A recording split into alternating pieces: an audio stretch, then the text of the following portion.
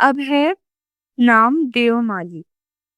یہ کیا ہے؟ یہ ایک جو ہے نا خاکہ ہے. خاکہ کیا ہوتا ہے؟ خاکہ کا مطلب کیریکٹر اسکیچ آپ کہہ سکتے ہو. خاکہ کا مطلب ہوتا ہے کسی چیز کو اس طریقے سے لکھنا اور پیش کرنا کہ آپ اس کو پورا پورا امیجن کر سکو کہ ایسا ہوگا. خاکہ کسی انسان کا ہوتا ہے، یعنی اس کی پرسنالٹی اسکیچ بتا دیا جائے ہمیں. ٹھیک ہے. نام دیو مالی. اب کیا ہے اس میں سے پڑھتے ہیں. سب سے پہلے تو دیکھتے ہیں کس نے لکھا ہے. یہ لکھا ہے مولوی عبدالحق نے. مولوی عبدالحق 1972 میں ضلع میرٹھ کے گاؤں ہاپور میں پیدا ہوئے. ضلع میرٹھ میں پیدا ہوئے تھے. ان کے والد کا نام شیخ علی حسن تھا. ابتدائی تعلیم گھر پہ حاصل کی اور اس کے بعد میرٹھ میں زیر تعلیم رہے. پھر 1894 میں سر سید کے قائم کردہ تعلیمی ادارے ایم او کالج علی گڑھ میں پڑھے. سر سید احمد خان نے بنائے تھے ایم او کالج. ٹھیک ہے. جو کہ ابھی موجودہ مسلم یونیورسٹی علی گڑھ ہے. وہاں سے بی اے پاس کیا اور پروفیسر حالی اور شبلی جیسی علمی شخصیات سے اکتساب فیض کیا، یعنی ان جیسی پرسنالٹی سے پڑھا انہوں نے. 1895 میں حیدرآباد دکن کے ایک اسکول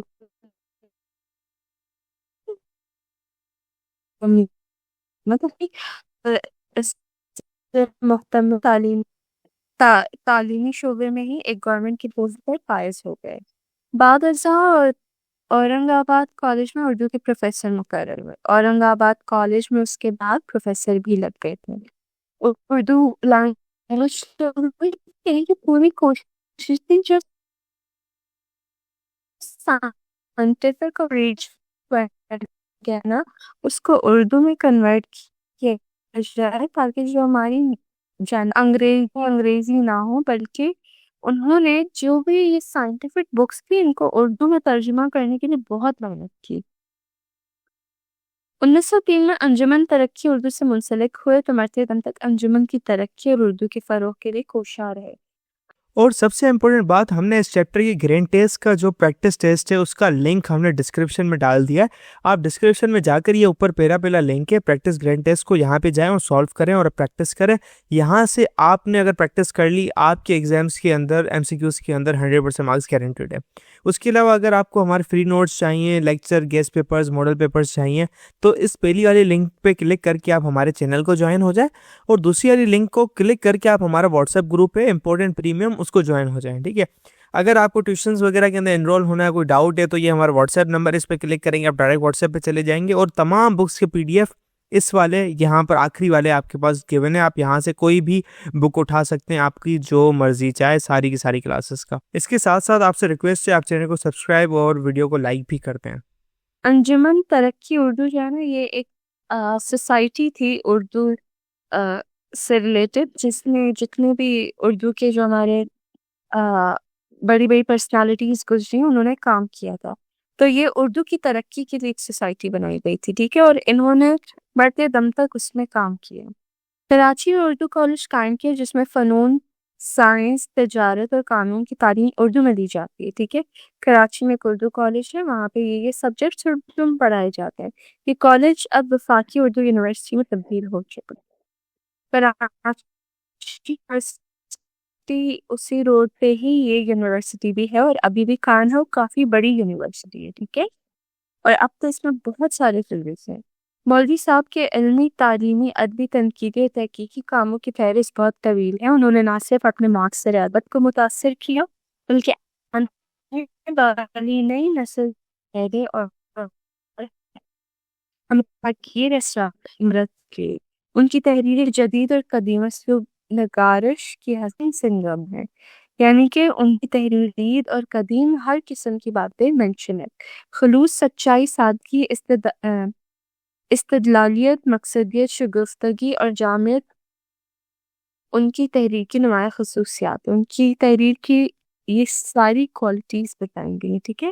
ان کی تصانیف میں اردو کی نشو و نما میں صوفیہ کرام کا کام، مرحوم دلی کالج، سر سید احمد خان، حالات و افکار حالی، مقدمات عبدالحق، خطبات عبدالحق، مکتوبات عبدالحق اور چند اہم اثر شامل ہیں. یہ سارن کے رائٹ اپس کے بارے میں بتایا گیا ہے، ٹھیک ہے۔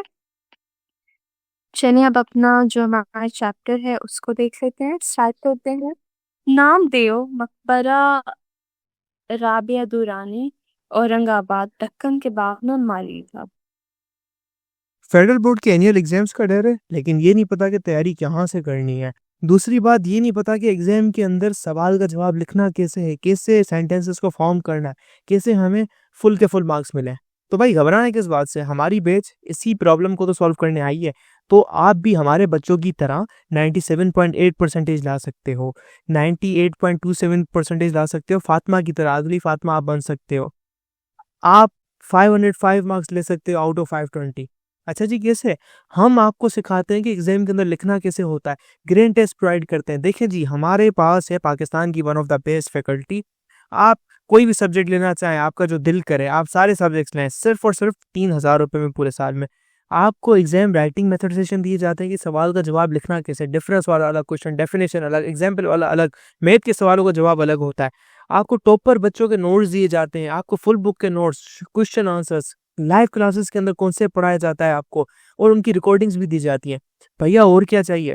اچھا، اور مزے کی بات، گرینڈ ٹیسٹ سے ہمارا سمجھو پیپر لگتا ہے۔ یہ ہمارا کیمسٹری کا گرینڈ ٹیسٹ، اس کا سوال نمبر تم نوٹ کرو یہ۔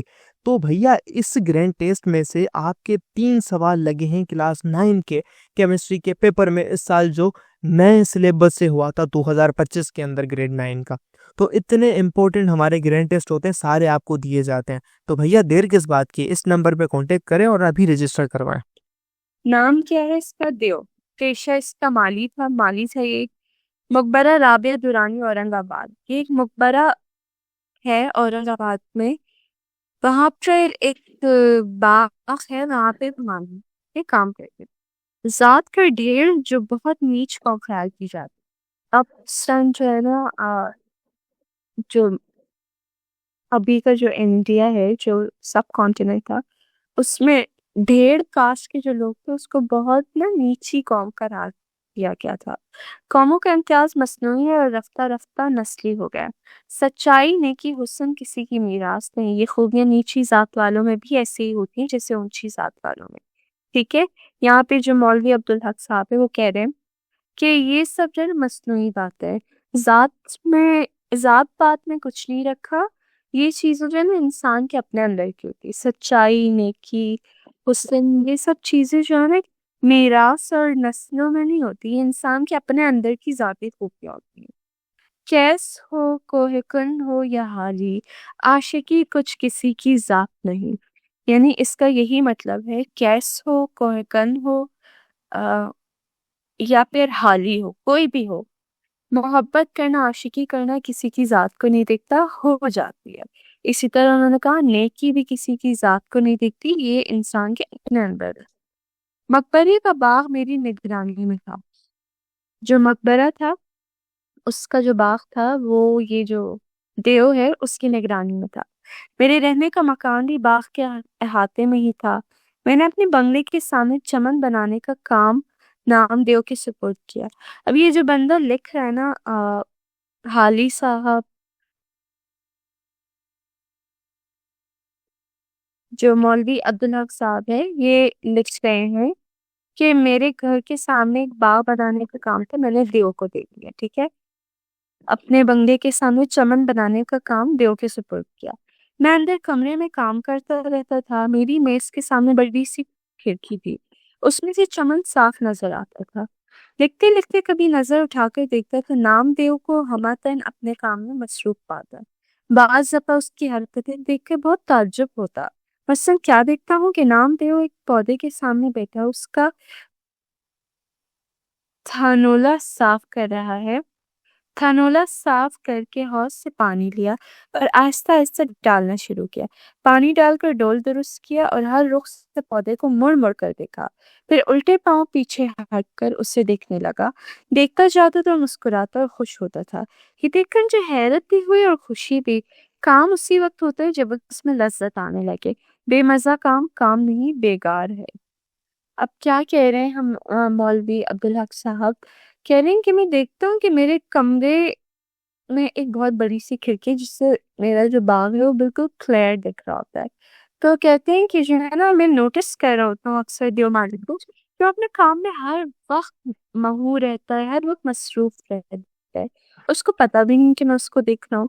دیکھو میں کبھی اس کی حرکتیں دیکھتا ہوں نا، مجھے بڑی تشویش سی ہوتی ہے کہ یہ بندہ کیا کر رہا ہے، اور پھر کبھی کبھار حیرت ہوتی ہے، پھر خوشی بھی ہوتی ہے کہ اتنی محنت اور پیار سے کام کر رہا ہے. وہ دیکھتا ہے کہ پہلے جو ہے نا وہ جو پودا ہے اس کی کیاری کو صاف کرتا ہے، پھر جو ہے نا حوض سے پانی لے کے آتا ہے. حوض جو ہے نا تالاب ٹائپ یا کوئی ندی وغیرہ دریا وغیرہ آپ کہہ لو، اس سے پانی لاتا ہے اور آہستہ آہستہ ڈالنا شروع کرتا ہے. پھر پانی کا ڈول یعنی جو بالٹی وغیرہ ہوتی ہے اس کو سیدھا کرتا ہے، اور ہر رخ سے پودے کو نا مڑ مڑ کے دیکھ رہا ہوتا ہے ہر اینگل سے. پھر الٹے پاؤں پیچھے ہوتا ہے، پھر دیکھتا ہے، پھر مسکراتا ہے، اور اسی طرح خوش ہوتا ہے. یہ دیکھ کے نا یہ رائٹر جو ہے نا بہت حیران ہو رہا ہے کہ یہ کیسا بندہ ہے، پودے کو دیکھ دیکھ کتنا خوش ہو رہا ہے. پھر وہ کہتے ہیں کہ کام میں اسی وقت ہی مزہ آتا ہے جب آپ اس کو اون کرو، جب آپ اس میں لذت آنے لگے، ورنہ وہ کام بوجھ سا بن جاتا ہے. اب مجھے اس سے دلچسپی ہونے لگی، یہاں تک کہ بعض وقت اپنا کام چھوڑ کر اسے دیکھا کرتا، مگر اس سے کچھ خبر نہ ہوتی کہ کوئی دیکھ رہا ہے یا اس کے آس پاس کیا ہو رہا ہے. وہ اپنے کام میں مگن رہتا. اس کی کوئی اولاد نہ تھی، وہ اپنے پودوں اور پیڑوں کو اپنی اولاد سمجھتا تھا اور اولاد کی طرح ان کی پرورش اور نگہداشت کرتا. ان کو سرسبز اور شاداب دیکھ کر ایسے ہی خوش ہوتا جسے ماں اپنے بچے کو دیکھ کر خوش ہوتی ہے. وہ ایک ایک پودے کے پاس بیٹھتا، ان کو پیار کرتا، جھک جھک کے دیکھتا، ایسا معلوم ہوتا گویا ان سے چپ کے باتیں کر رہا ہے. اب کیا ہے، اب جو ہے نا رائٹر کہہ رہے کہ مجھے بڑی دلچسپی ہونے لگی جب میں اس کو دیکھتا تھا، اور کبھی کبھار اکثر میں اپنے کام کرتے کرتے نا کام کو چھوڑ کے اسی کو دیکھتا کہ وہ کیا کر رہے پودوں کے ساتھ، کس طریقے سے کر رہے، اس کو پتہ بھی نہیں ہوتا تھا، وہ اپنے کام میں مگن رہتا. اکیلے دیومالی کی کوئی اولاد نہیں تھی، وہ اپنے پودوں اور پیڑوں کو نا اپنی اولاد کی طرح سمجھتا تھا اور اس کو ویسے ہی ٹریٹ کرتا، پرورش کرتا، ان کی نگہداشت کرتا، یعنی ان کی نگرانی اور خیال کرتا جسے ایک اولاد کی کہتے ہو. ان کو سرسبز اور شاداب دیکھ کر ویسے ہی خوش ہوتا جیسے ایک ماں اپنے بچوں کو دیکھ کے ہوتی ہے. ٹھیک ہے، ایک ایک پودے کے پاس بیٹھتا، ان کو پیار کرتا، جھک جھک کے دیکھتا، ایسا جیسے ان سے چپ کے باتیں کرتا. جیسے جیسے وہ بڑھتے اور پھولتے پھلتے اس کا دل بھی بڑھتا اور پھولتا تھا. ان کو توانا اور ٹانٹا دیکھ کر اس کے چہرے پر خوشی کی لہر دوڑ جاتی. کبھی کسی پودے میں اتفاق سے کیڑا لگ جاتا، کوئی اور روگ پیدا ہو جاتا تو اس سے بڑی فکر ہوتی، بازار سے دوائیں لاتا، باغ پہ داروغے یا مجھ سے کہہ کر منگاتا، دن بھر اسی میں لگا رہتا اور اس پودے کی ایسی سیوا کرتا جیسے کوئی ہمدرد اور نیک دل ڈاکٹر اپنے عزیز بیمار کی کرتا ہے. ہزار جتن کرتا اور اسے بچا لیتا، اور جب تک وہ تندرست نہ ہو جاتا اسے چین نہ آتا. اس کے لگائے ہوئے پودے ہمیشہ پروان چڑھے اور کبھی کوئی پیڑ ضائع نہ ہوا. اب کیا کہہ رہے، جیسے رائٹر کہتے ہیں جیسے جیسے پھول پودے بڑے ہوتے تو یہ ان کو بڑھتا پھولتا دیکھ کے بڑا خوش ہوتا، اور ان کو توانا اور طاقتور دیکھ کے اس کے چہرے پہ ایک خوشی کی لہر دوڑتی. پھر وہ کہتا اگر کبھی کسی پودے میں اتفاق سے کیڑا لگ جاتا یا کوئی اور بیماری آ جاتی، پودوں میں اکثر ہو جاتا ہے، تو اس سے بڑی فکر ہوتی، بازار سے بھاگ بھاگ کے دوائیں لاتا، یا جو چوکیدار وغیرہ اس کو کہتا یا مجھ سے کہہ دیتا تو میں لا کے دیتا، اور پھر وہ دوا لگاتا اور ایسا خیال رکھتا پودے کا جیسے کوئی نیک دل ڈاکٹر اپنے بیمار مریض کا علاج کرتا ہے. پھر ہزار جتن اور کوشش کرتا اور بچا لیتا اپنے اس پودے کو، وہ بالکل ٹھیک کر دیتا تھا اس پودے کو. اور جو دیومالی اس کے تمام پودے ایسے ہی پروان چڑھتے، پھولتے پھلتے بڑے ہوتے، کبھی کوئی پیڑ ضائع نہیں ہوا. باغوں میں رہتے رہتے اسے جڑی بوٹیوں کی بھی شناخت ہو گئی تھی، خاص کر بچوں کے علاج میں اسے بڑی مہارت تھی. دور دور سے لوگ اس کے پاس بچوں کے علاج کے لیے آتے تھے. وہ اپنے باغ ہی میں سے جڑی بوٹیاں لا کے بڑی شفقت اور غور سے ان کا علاج کرتا. کبھی کبھی دوسرے گاؤں والے بھی اس سے علاج کرنے کے لیے بلا لے جاتے، بلا تعمل چلا جاتا، مفت علاج کرتا، کبھی کسی سے کچھ نہ لیتا. اب وہ کہہ رہے ہیں جو مالی جو ہوتے ہیں ان کو جڑی بوٹیوں پتے بوٹوں کا نا بڑا نالج ہو جاتی ہے، تو اس دیومالی کو بھی ایسی بہت نالج حاصل ہو گئی تھی. تو اور بچوں کے علاج میں بڑی اس سے مہارت حاصل ہو گئی تھی، تو اکثر لوگ بڑی دور دور سے دوسرے گاؤں سے اپنے گاؤں کے لوگ آتے تھے دیومالی سے اپنے بچوں کا علاج وغیرہ کروانے، اور وہ بنا کسی اجرت، کسی پیسوں کے، کسی لالچ کے ان بچوں کا علاج کرتا تھا. ٹھیک ہے. وہ خود بھی بہت صاف ستھرا رہتا ہے، ایسے ہی چمن کو بھی رکھتا ہے، اس قدر پاک صاف جیسے رسوئی کا چڑکا. کیا مجال جو کہ گھاس پھوس یا کنکر پتھر پڑے رہے. روش باقاعدہ تھانولے درست سنچائی اور شاخوں کی کاٹ چھانٹ وقت پر جھاڑنا بہارنا صبح شام روزانہ ورش سارے چمن کو آئینہ بنا رہتا تھا. یہ جو ہے نا سب دیومالی کرتا تھا اپنے باغ کے لیے. باغ کے داروغے عبدالرحیم خاں فینسی خود بھی بڑے کارگزار مستعد شخص ہیں اور دوسروں سے بھی کھینچ تان کر کام لیتے ہیں. اکثر مالیوں کو ڈانٹ ڈپٹ کرنی پڑتی ہے، ورنہ ذرا بھی نگرانی میں ڈھیل ہوئی ہاتھ پر ہاتھ رکھ کر بیٹھ گئے یا بیڑی پینے لگے یا سائے میں جا لیٹے. اب کیا ہے کہ جو عبدالرحیم خاں فینسی وہ خود بھی بڑے جو ہے نا کام کو اچھے طریقے سے پسند صحیح سے کرنے والے شخص تھے، اور وہ بھی جو ہے نا جو کام کرنے والے لوگ ہوتے تھے ان سے اچھے سے کھینچ تان کر کام کرواتے تھے.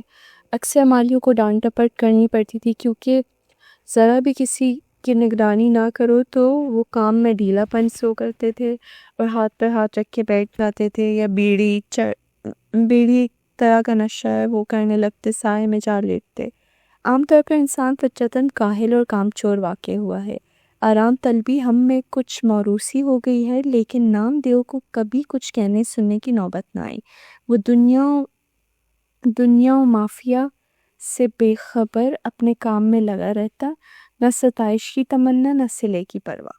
اب یہ نام دیو مالی کے بارے میں بتا رہے ہیں کہ وہ ہر کسی کو ڈانٹ پڑتی تھی، لیکن وہ فطرتاً ایک ایسا شخص تھا کہ اس کو اپنے کام سے محبت تھی اور وہ بالکل بھی کاہل نہیں تھا. ٹھیک ہے، اور کام چوری وغیرہ نہیں کرتا تھا، اور کبھی بھی اس کو کسی سے کوئی ڈانٹ نہیں پڑی، کبھی اس کو کچھ کہنے سننے کی نوبت نہیں آئی.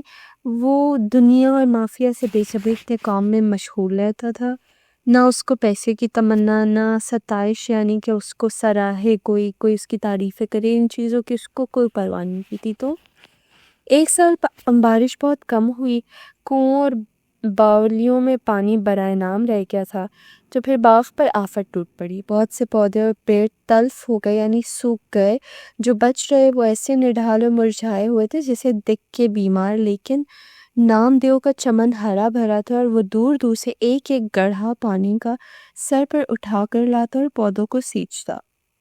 اب دیکھیں قحط کا دور آ گیا کہ کنوؤں میں پانی نہیں ہے، دریاؤں نہروں میں پانی نہیں ہے، اور بارشیں بھی نہیں ہو رہی، باغوں پر ایک آفت ٹوٹ پڑی. لیکن جو نام دیو کا جو باغیچہ تھا وہ ہرا بھرا تھا، وہ ویسا ہی تھا جیسے پانی کے دور میں ہوا کرتا تھا. کہ اب نام دیو جو ہے نا کڑھا سر پہ بھر بھر کے لاتا، اٹھا کر لاتا، اور اپنے پھولوں اور پودوں کو پانی دیتا. ٹھیک ہے، تاکہ جو ہے نا وہ مرجھا نہ جائے اور ان کی یعنی کہ ان میں کوئی بیماری یا کوئی سوکھا پن یا مرجھانے کا خطرہ یہ چیزیں نہ ہوں. یہ وہ وقت تھا کہ قحط نے لوگوں کے اوسان خطا کر رکھے تھے اور انہیں پینے کو پانی مشکل سے میسر آتا تھا، مگر یہ خدا کا بندہ کہیں نہ کہیں سے لے ہی آتا اور اپنے پودوں کی پیاس بجھاتا. جب پانی کی قلت اور بڑھی تو اس نے راتوں کو بھی پانی ڈھو کے لانا شروع کیا. پانی کیا تھا، یوں سمجھے کہ آدھا پانی اور آدھا کیچڑ، لیکن یہی گدلا پانی پودوں کے ہاتھ میں آب حیات تھا. ٹھیک ہے، پانی کی اتنی کمی تھی کہ اب تو وہ رات کو بھی کہیں نہ کہیں جاتا اور پانی ڈھونڈ کر لاتا تھا. ٹھیک ہے، اور اب پانی ایسا ہوتا تھا کہ آدھا کیچڑ ہوتا تھا اور آدھا پانی ہوتا تھا گدلا سا، لیکن وہ اس سے بھی کام چلا لیتا. وہ پانی بھی نا پودوں کے لیے ایسا تھا جسے آب حیات، زندگی بخش دینے والا پانی. میں نے اس بے مثال کارگزاری کو اسے انعام دینا چاہا تو اس نے لینے سے انکار کر دیا.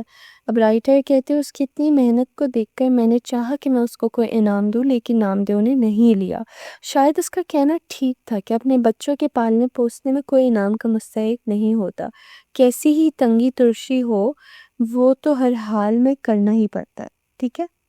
اب جو نامدیو ہے وہ اس کا یہ کہنا تھا کہ جب انسان اپنے بچوں کی پرورش کرتے تو کوئی اسے انعام تھوڑی دیتا ہے.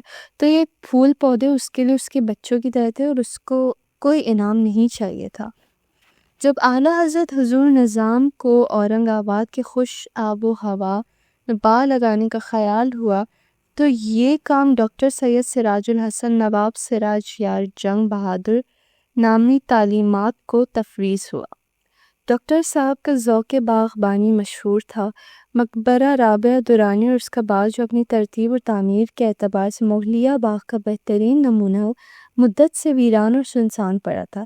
وحشی جانوروں کا مسکن تھا اور جھاڑ جھنکار سے پٹا پڑا تھا. آج ڈاکٹر صاحب کی بدولت سرسبز شاداب اور آباد نظر آتا ہے. اب یہ کہہ رہے ہیں یہ جو مقبرہ تھا جو یہ مقبرہ کن کا تھا؟ ایک خاتون کا تھا، مقبرہ رابعہ درانی. ٹھیک ہے.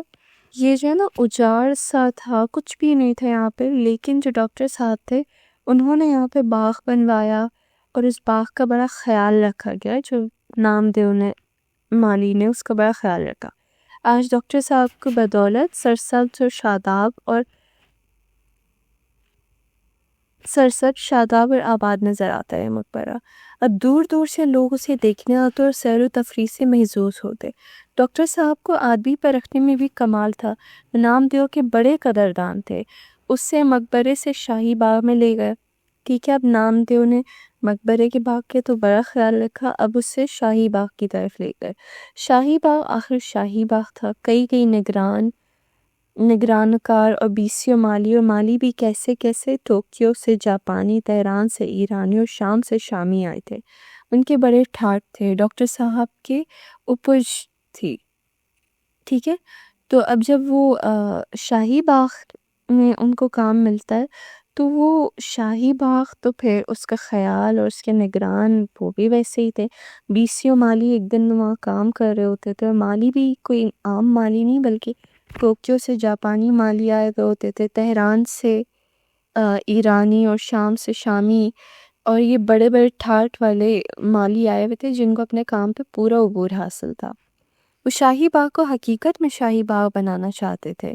یہاں بھی نامدیو کا وہی رنگ تھا. اس نے نہ فن باغ کی کہیں تعلیم پائی تھی اور نہ اس کی پاس کوئی سند یا ڈپلومہ تھا. البتہ کام کی دھن تھی، کام سے محبت تھی.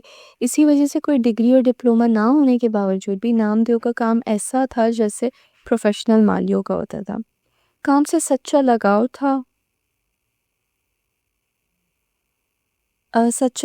اور اسی میں اس کی جیت تھی. شاہی باغ میں بھی اسی کا کام مہاکاج رہا. دوسرے مالی لڑتے جھگڑتے، سیندھی شراب پیتے. یہ نہ کسی سے لڑتا جھگڑتا نہ شراب پیتا، یہاں تک کہ کبھی بیڑی پہ بھی نہ پی. یعنی کہ بہت سیدھا آدمی تھا. شراب تو دور کی بات، بیڑی جو ایک معمولی نشہ ہے وہ تک نہیں کیا کبھی. بس یہ تھا جس کا کام ہوتے ہوا. ایک دن نہ معلوم کیا بات ہوئی کہ شہد کی مکھیوں کی یورش ہوئی. سب مالی بھاگ بھاگ کر چھپ گئے. اب شہد کی مکھیوں کا ایک طوفان سا آ جاتا ہے یا کوئی چھتا وغیرہ ٹوٹ جائے تو بہت ساری شہد کی مکھیاں آ گئی.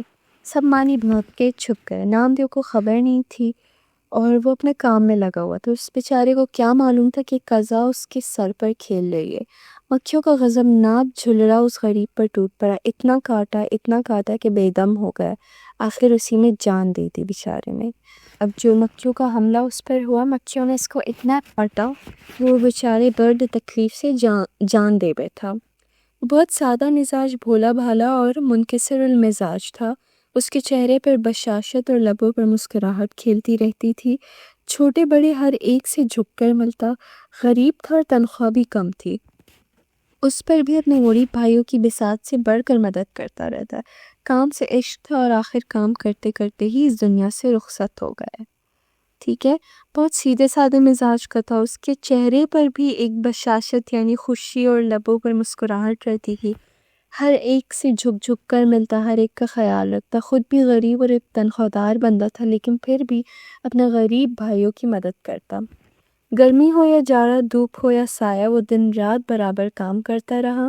اسے کبھی یہ خیال نہ آیا کہ میں بہت کام کرتا ہوں یا میرا کام دوسروں سے بہتر ہے، اسی لیے اسے اپنے کام پر فخر یا غرور نہیں تھا۔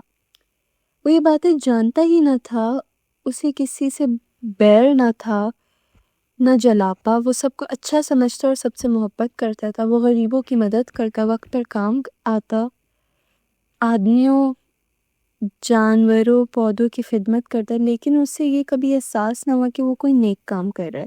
نیکی اسی وقت تک نیکی ہے جب تک آدمی کو یہ نہ معلوم ہے کہ وہ نیک کام کر رہا ہے۔ جہاں اس نے یہ سمجھنا شروع کیا نیکی نیکی نہیں رہتی۔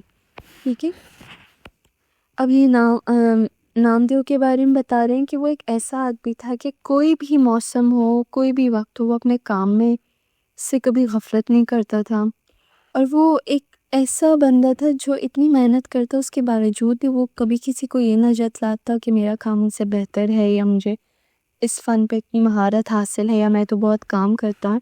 وہ کام اپنی خوشی اور اپنی محنت سے کرتا تھا۔ اور دوسری چیز، وہ ایک نیک آدمی تھا، اور اس کو کبھی اس چیز کا بھی احساس نہیں ہوا کہ میں بڑا نیک انسان ہوں۔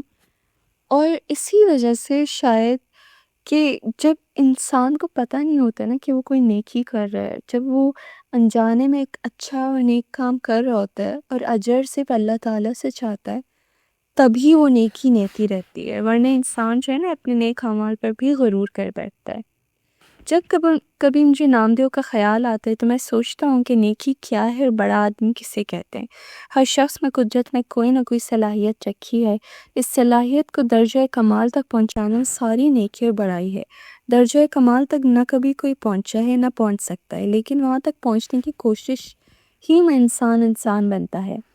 یہ سمجھو کندن ہو جاتا ہے۔ حساب کے دن جب اعمال کی جانچ پڑتال ہوگی، وہ پوچھے گا تو یہ پوچھے گا کہ میں نے جو استعداد تجھ میں ودیعت کی تھی اسے کمال تک پہنچانے اور اس سے کام لینے میں تو نے کیا کیا، اور خلق اللہ کو اس سے کیا فیض پہنچایا۔ اگر نیکی اور بڑائی کا یہ معیار ہے تو نامدیو نیک بھی تھا اور بڑا بھی تھا۔ اب رائٹر کیا کہہ رہے ہیں کہ جب بھی میں نیکی اور بڑے آدمی کا سوچتا ہوں نا تو میرے ذہن میں ایک ہی نام آتا ہے، وہ نامدیو کا نام ہے۔ وہ کہتے ہیں کہ بڑا آدمی وہ نہیں ہوتا جس کو ہر چیز پہ قدرت ہو یا بڑا پیسہ ہو، بلکہ انسان کی جو صلاحیت ہوتی ہے نا، وہ جو اس کو جس درجے تک پہنچا دیتا ہے، اور اس کے اندر کی جو نیکی ہوتی ہے نا، وہ اس کو بڑا آدمی بناتا ہے۔ وہ کہتے ہیں اسی وجہ سے اگر نامدیو کو میں یاد کروں تو وہ ایک نیک آدمی بھی تھا اور بڑا آدمی بھی تھا تو ذات کا ڈھیر، پر اچھے شریفوں سے زیادہ شریف تھا۔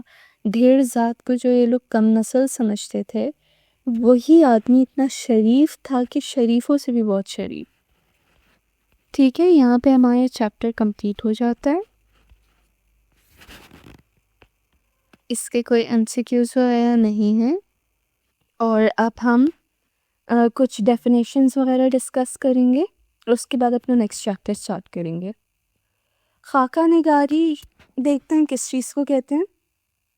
خاکہ کے لغوی معنی نقشہ یا ڈھانچہ کے ہیں۔ خاکہ ایک ایسی غیر افسانوی صنعت ہے جس میں کسی شخص کی شخصیت اور زندگی کی حقیقی خد و خال اور پہلوؤں کو اس طرح نمایاں کر کے تحریر کیا جاتا ہے کہ ایک دلچسپ انداز میں ایک جیتی جاگتی شخصیت کا افکار و خیالات، خوبیوں اور خامیوں کی تصویر کشی ہو جائے۔ خاکہ کسے کہتے ہیں؟ کسی کا ایک سکیچ بنانا اسے خاکہ کہتے ہیں۔ نقشہ یا ڈھانچہ، سٹرکچر بنانا کسی چیز کا، جگہ کا، کسی انسان کا، ٹھیک ہے۔ اور یہ ایک ایسی غیر افسانوی صنف ہوتی ہے۔ غیر افسانوی مطلب افسانہ فینٹیسی کو کہتے ہیں۔ یہ غیر افسانوی یعنی یہ افسانہ نہیں، یہ حقیقت ہوتی ہے، ٹھیک ہے۔ جس میں کسی شخص کی شخصیت اور حقیقتاً وہ کس طریقے سے ہے اور اس کے ڈفرینٹ پہلوؤں کو نمایاں کیا جاتا ہے اور لکھا جاتا ہے، ٹھیک ہے، ایک دلچسپ انداز میں، کہ ایک جیتی جاتی شخصیت کے افکار و خیالات، خوبیوں اور خامیوں کی تصویر کشی ہو جائے، کہ ایک جیتے جاتا جو بندہ ہے اس کی خامیاں، خوبیاں اور اس کے کیریکٹرسٹک سب ہمیں کلیئرلی پتہ چل رہا ہے۔ خاکہ نگار کسی شخصیت سے متعلق اہم حالات، واقعات، اس کی منفرد خصوصیات، مزاج، عادات و اطوار، حلیہ، لباس اور رہن سہن کو اختصار کے ساتھ اس سے بیان کرتا ہے کہ اس انسان کی پوری شخصیت جیتی جاگتی چلتی پھرتی قاری کی نگاہوں کے سامنے آ جائے۔ ویسے تو خاکہ نگاری کا یہاں پہ ہمیں مزید ڈیٹیل بتائیے کہ کسی شخص کے متعلق اس کے حالات، واقعات اور اس کی جو ہے نا خصوصیات، اس کا مزاج، اس کی عادتیں، اس کا طور طریقہ، اس کا حلیہ، لباس، پہننا اوڑھنا، ان سب چیزوں کو جب آپ لکھ کے بیان کرتے ہو نا، یعنی کہ ایک بندے کی پوری شخصیت آپ ڈسکرائب کرتے ہو، تو اس کو خاکہ نگاری کہتے ہیں، ٹھیک ہے۔ آپ اس میں آپ کو ایکٹیویٹی بھی دی ہے کہ آپ کسی اپنے دوست کی اطوار، مشاغل، ذاتی پسند ناپسند کو پیش نظر رکھ کر اس کی شخصیت کا خاکہ تحریر کریں، ٹھیک ہے۔ تو یہ لوگ آپ اپنی پرسنل ایکٹیویٹی بھی کر سکتے ہیں کہ اپنے کسی فرینڈ، کسی فیملی ممبر، کسی بھی بندے کو جس کو آپ روز دیکھ رہے ہو، جس کے بارے میں آپ کو اچھے سے پتہ ہے، آپ اس کا کیریکٹر اسکیچ یا خاکہ بنا سکتے ہو، تو اس کے بارے میں لکھ سکتے ہو، اٹس اے پریکٹس۔ پھر اس کے بعد ہے واحد جمع، جمع مکسر اور جمع سالم یا جمع الجمع۔ کیا ہے یہ؟ وہ لفظ جو فقط ایک شخص، شے یا جگہ کے لیے استعمال ہو واحد کہلاتا ہے۔ ہمیں پتہ ہے واحد سنگولر ایک چیز کے لیے ہوتا ہے، مثلاً امیر، اخبار، مسجد وغیرہ واحد کہلاتا ہے۔ اخبار ایک ہے، مسجد ایک، مساجد ہوتا تو وہ جمع ہوتی۔ کسی ایک چیز کو اگر ہم پوائنٹ آؤٹ کریں تو وہ واحد ہوتا ہے۔ وہ لفظ جو ایک سے زیادہ اشخاص، اشیاء، جگہوں کے لیے استعمال ہو جمع کہلاتا ہے۔ ایک سے زیادہ چیزیں جب ہم کاؤنٹ کرتے تو وہ جمع کہلاتا ہے، مثلاً عمرہ، اخبارات، مساجد۔ عمرہ امیر کی جمع، اخبارات اور مساجد، ٹھیک ہے۔ جمع کی بھی ٹائپ سے صورتیں وہ کیا ہے؟ جمع مکسر، جمع سالم، تثنی اور جمع الجمع۔ جمع مکسر کیا ہوتا ہے؟ واحد سے جمع بناتے ہوئے واحد کی صورت بالکل بدل جائے کہ اسے جمع مکسر کہتے ہیں۔ واحد کی صورت بالکل بدل جائے، مثلا تجویز سے تجاویز۔ اب یہ دیکھ لو، جیم میں الف آ گیا، واو بالکل اس سے سیپریٹ ہو گیا، تو ایک کافی ڈفرینس آ گیا۔ منظر سے مناظر۔ پھر جمع سالم کیا ہوتا ہے؟ واحد سے جمع بناتے وقت واحد کے حروف میں کسی قسم کی تبدیلی نہ ہو تو اسے جمع سالم کہیں گے، ٹھیک ہے۔ اب کیا ہے، اس میں واحد حرف جو ہے اس کو جمع میں لاتے ہوئے کوئی خاص تبدیلی نہ ہو، جیسے ماہر ہے تو ماہر بالکل ایگزیکٹ ویسے ہی لکھا ہے، آگے یہ نون لگ گیا، ماہرین۔ مجاہد، مجاہدین، کسی قسم کی تبدیلی نہ ہو، ٹھیک۔ پھر تثنی کیا ہوتا ہے؟ عربی زبان میں دو چیزوں کے لیے جمع کی ایک الگ صورت استعمال کی جاتی ہے، اسے تثنی کہتے ہیں۔ تثنی دو چیزوں کے لیے ہوتی ہے، ایک واحد ہوتا ہے، ایک تثنی ہوتا ہے، یعنی کہ واحد ایک ہوتا ہے، تثنی دو ہوتے ہیں، اور پھر جمع دو سے بھی زیادہ، ٹھیک ہے۔ والد سے والدین، والد ایک ہوتا ہے، والدین دونوں، امی ابو دونوں۔ عید سے عیدین، ایک عید ہوتی ہے، بڑی اور چھوٹی دونوں کو کاؤنٹ کرے تو وہ عیدین بن جائے گی، ٹھیک ہے۔ جمع الجمع کیا ہے؟ کسی واحد سے جمع کی جمع کو جمع الجمع کہتے ہیں، مثلا خبر سے اخبار، اخبار سے اخبارات۔ واحد سے جمع، واحد تھا ہم نے جمع بنایا، اور اس جمع کی بھی ہم نے جمع کو بھی ہم نے جمع کر دیا، ٹھیک ہے، تو اس کو ہم کہتے ہیں جمع الجمع۔ خبر، خبر کی جمع ہوگی اخبار، بہت ساری خبریں، اور اخبار سے اخبارات، مزید اخبارات، ٹھیک ہے۔ لقب، القاب، القاب سے القابات، ٹھیک ہے۔ اب ایک ایکٹیویٹی اور ہے، مندرجہ ذیل الفاظ کے جمع لکھیں، جمع مکسر، جمع سالم اور تثنی، اور انہیں جملوں میں استعمال کریں۔ یہ آپ لوگوں کو کرنا ہے، ٹھیک ہے، یہ پریکٹس ضروری ہے۔ حاضر حاضرین جمع سالم ہو گیا. احسان احسانات. ٹھیک ہے، یہ بھی جمع سالم ہے. امام امام کی کیا جمع ہوگی، اس کو چیک کر لیں گے. مضمون مضامین، یہ جمع مکسر ہے. کتب دار شجر محاورہ. یہ ہوم ورک ایکٹیویٹی ہے، اس کو آپ لوگوں نے دیکھنا ہے. ٹھیک ہے، جیسے جمع مکسر سالم اور تثنی تھے، انہی کو آپ نے انہی کے جملے بھی بنانے اور یہ بھی آئیڈینٹیفائی کرنا ہے کہ ان تینوں سے کس ٹائپ میں آتے. جیسے شجر ہے، شجر کا اشجار. محاورہ ہے، محاورات. تو یہ آپ کو ٹھیک ہے، اتنا ڈیفیکلٹ نہیں ہے، اٹس ایزی بٹ اچھا ہے فار یور پریکٹس. درج ذیل واحد کی جمع اور جمع الجمع لکھیں اور انہیں اپنے جملوں میں استعمال کریں. ٹھیک ہے، یہ بھی ایک ایکٹیویٹی ہے کہ یہ درج ذیل جو ہے واحد ہیں اور ان کی جمع لکھیں اور پھر جمع الجمع لکھیں.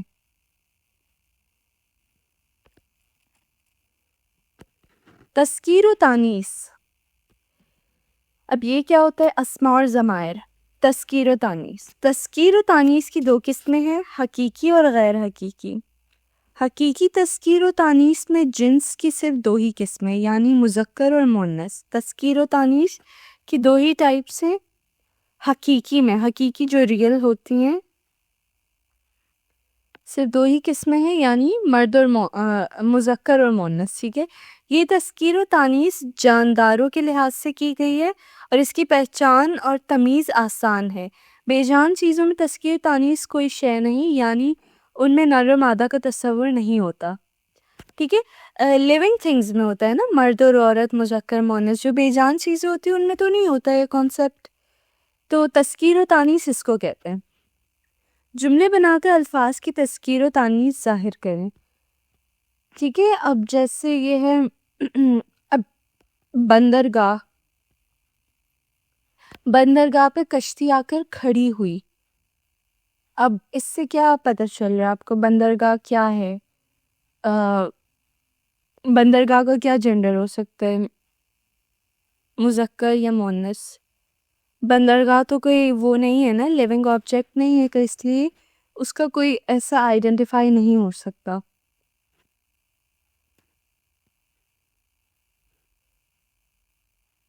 مہک، اس پھول کی بہت اچھی مہک ہے. اچھی مہک، ہم نے یہ تو نہیں بولا نا اچھا مہک، تو مہک کو مؤنث کے اس میں لیا ہے. اسی طریقے سے باقی بھی ہے. مقولہ، ضرب المثل، محاورہ اور روزمرہ کی وضاحت. مقولہ کیا ہوتا ہے؟ کسی کی کہی ہوئی بات کو انہی الفاظ میں بیان کرنے کو مقولہ کہا جاتا ہے. جیسے والد صاحب نے کہا کہ محنت کرو گے تو کامیابی حاصل کرو گے. اچھا، مقولہ کیا ہوتا ہے؟ جو کسی نے اسٹیٹمنٹ دی ہے نا، وہ آپ ایز اٹ از آگے کسی کو جا کے بولیے.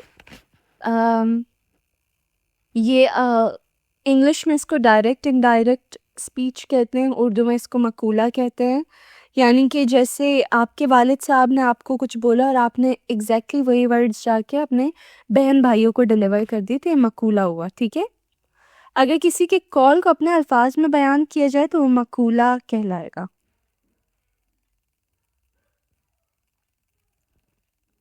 ٹھیک ہے، اور اگر آپ کسی کی اسٹیٹمنٹ کو اپنے ورڈز میں جا کے کلیئر بولو تو اس کو منقولہ کہیں گے. ایک ہوتا ہے مقولہ اور ایک ہوتا ہے منقولہ. ٹھیک ہے، سمجھ آئی؟ منقولہ کیا ہوتا ہے کہ آپ اسٹیٹمنٹ کو ڈائریکٹ ایز اٹ از نہیں بولتے، آپ اس کو اپنے ورڈز میں بول دیتے ہو. اور جو مقولہ ہوتا ہے اس میں کیا ہوتا ہے، اس میں ایز اٹ از اسٹیٹمنٹ جا کے بول دیتے ہو. پھر آتا ہے ضرب المثل.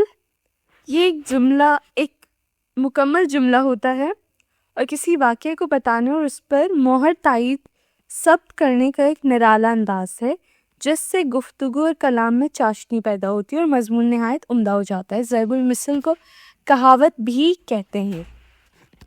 ضرب المثل کیا ہوتا ہے؟ مکمل جملہ ہوتا ہے، اور یہ ایسا جملہ ہوتا ہے جو کسی ایک واقعے کو پورا جو ہے نا ایک واقعے کی طرف اشارہ کرتا ہے. کسی واقعے کے بعد یہ کسی نے کہا ہو تو اس کو ضرب المثل کہتے ہیں، اور اس سے کیا جو آپ کی گفتگو اور لینگویج ہوتی ہے اس میں بڑی مٹھاس پیدا ہو جاتی ہے. محاورہ کیا ہوتا ہے؟ دو یا دو سے زائد الفاظ جو حقیقی کے بجائے مجازی معنوں میں استعمال ہو محاورہ کہلاتا ہے.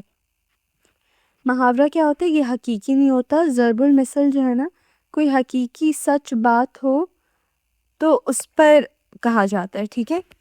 اور جو محاورہ ہوتا ہے وہ تھوڑا امیجنری ہوتا ہے، جیسے کہ آسمان سے گرا کھجور میں اٹکا.